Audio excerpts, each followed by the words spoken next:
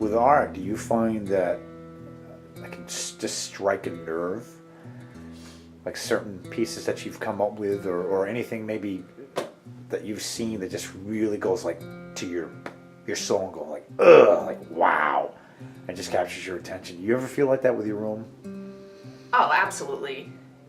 Yeah. Or painting or drawing. It takes a while to transfer over to the right side of the brain. You have to get into almost like a meditative state, and I think that's where music helps me get to that level.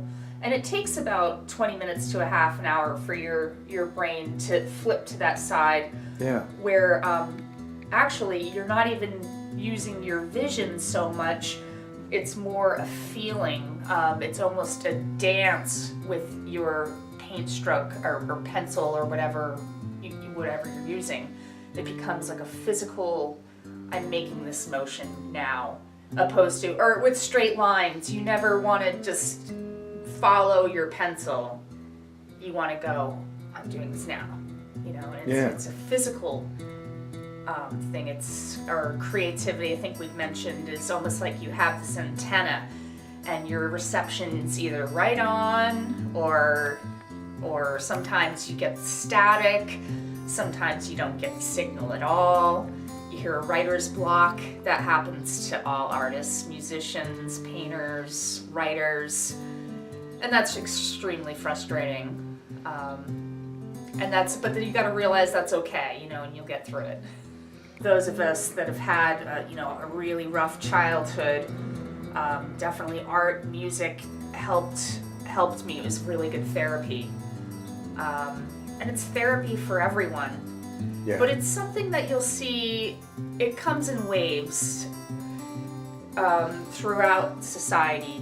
You get areas where your society is struggling with offering the arts and the music, but then it comes back up. So it comes around. We are going through a rough spot right now. Even art school or artists, in general, musicians, artists, writers, there's only about 20, I'd say, this is sad to say, but there's only really 20% of us that are true artists, I feel. Yeah. And so you come, not only the school system, but just in general, you'll come across a lot of snobbery, pressure for being a different person. You're not following the trend. I've been definitely bullied as a kid. Absolutely. Always felt different, like a monster as a child. But then to grow up, because I had good art teachers and that influence, they helped me realize, no, you're an individual, and that's something to be proud of. You're rare. That this is a gift. Yeah. And with that, you can feel lonely, absolutely, at times, and at a loss. And I think that's why a lot of true artists become so depressed, and they harp on themselves worse than others. What do you think about like the kids that really want to do art or do anything with creativity, and they don't have the support from their parents? I think that's atrocious, because I know, especially we were talking about that real sensitive age about being 14, 15 years old. Yeah. And be happy that your kid isn't getting drunk in a field like I used to.